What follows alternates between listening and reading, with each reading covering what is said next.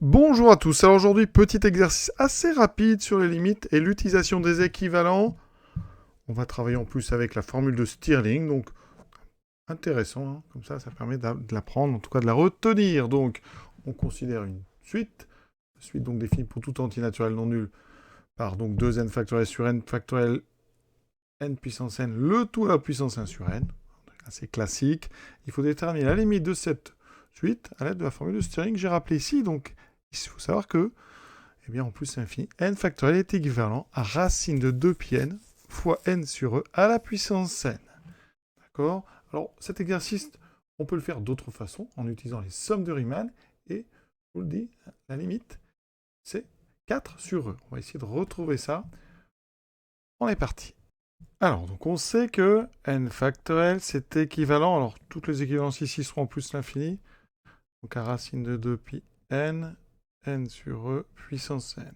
Donc, si j'applique ça à la place de n, on met 2n, j'obtiendrai 2n factoriel est équivalent à racine donc 2pi fois 2n, donc 4pi n.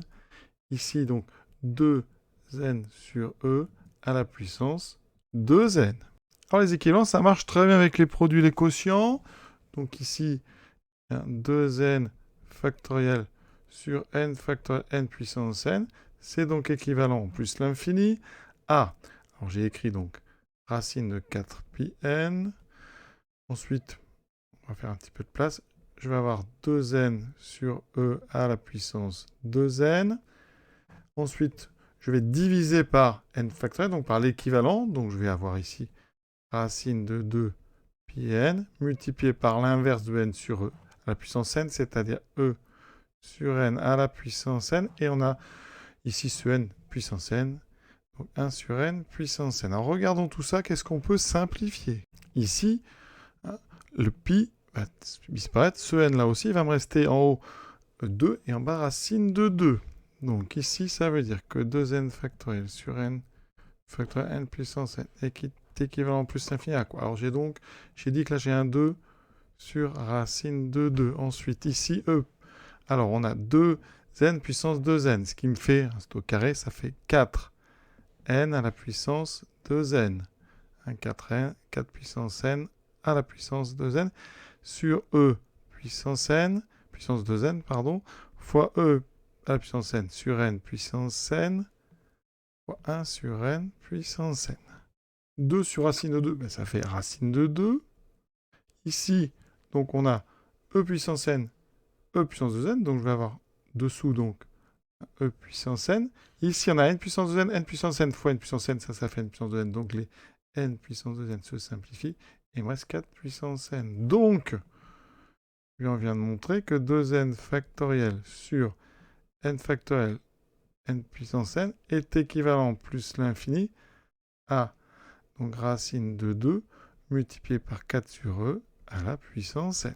Maintenant, appelons à n cette expression. On peut remarquer ici, on a donc bien, la limite de an donc divisé par 4 sur la puissance n, autrement dit multiplié par e sur 4 à la puissance n. La limite de ça, c'est égal à racine carrée de 2. D'accord? Donc, on passe en logarithme. Par continuité du logarithme en racine de 2, la limite, quand n tend vers plus l'infini de ln de la puissance n fois e sur 4 puissance n est donc égal à ln de racine carrée de 2. On va multiplier ça par 1 sur n. Donc, la limite, quand n tend vers plus l'infini de 1 sur n ln de an fois e sur 4 puissance n est donc égal à 0. On va regarder ce que ça donne, ça. 1 sur n ln de an e sur 4 puissance n, eh bien c'est 1 sur n ln de an, ça m'intéresse, plus 1 sur n ln 2 sur 4 puissance n. Donc ça donne 1 sur n ln de n, plus ici ln de e sur 4.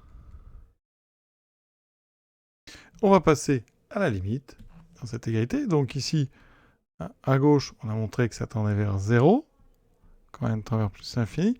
Ici, ln2 sur 4, c'est constant.